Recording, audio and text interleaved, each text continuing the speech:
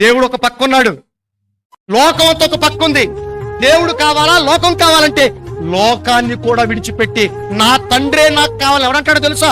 ప్రేమించిన వాడు మాత్రమే అంటాడు. అప్పుడు చూడండి, పెళ్లి చేసుకుంటారని చాలా మంది, ప్రేమించి పెళ్లి చేసుకుంటారు కదండి. పోలీస్ స్టేషన్కి వస్తారని చాలా మంది వచ్చి, ఈ ఆడపిల్లలు కూడా ఎవడు ప్రేమిస్తాడు? పనికి మాలోనే ప్రేమిస్తారు. ఎందుకంటే వాడికి ఏ పని ఉండదో, ఈవిని ప్రేమించడమే పని. ఏ పని లేదు వాడికి, ఏ పని లేనోడు ఎంటపడుతుంటాడు. ఎంటబడి వాడికి ఏ పని ఉన్నదో, ఎలా పోషించాడో తెలియదు. ఈ అమ్మగారేమో దేవుడిని ప్రేమించదు, దేవుడి జ్ఞానం తెలియదు. ఆ అమ్మగారికి చిన్నప్పటి నుంచి ఆ తల్లిదండ్రులు కూడా ఏం చెప్పరు, వదిలేశారు. అమ్మా నిజమండి, ఎన్ని కౌన్సిల్ తెలుసండి తల్లి, నువ్వు ఎన్నో చూసావమ్మా.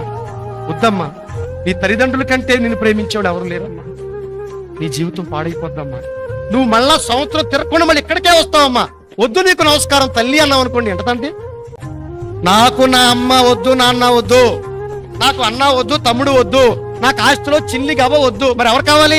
ఈ మొద్దే నాకు కావాలి, ఈ మొద్దే. చావు, నీ చావు, నువ్వు చావు, ఏం చేస్తావు? అంటే లోకపరమైన ఈ అన్యాయ ప్రేమలో చూడండి ఎంత తెగింపు. మరి నిజంగా మనం దేవుణ్ణి ప్రేమిస్తే నాకు ఈ లోకంలో ఏ వద్దు తండ్రి, నాకు నువ్వే కావాలి అన్న తెగింపు నీలో ఉందా?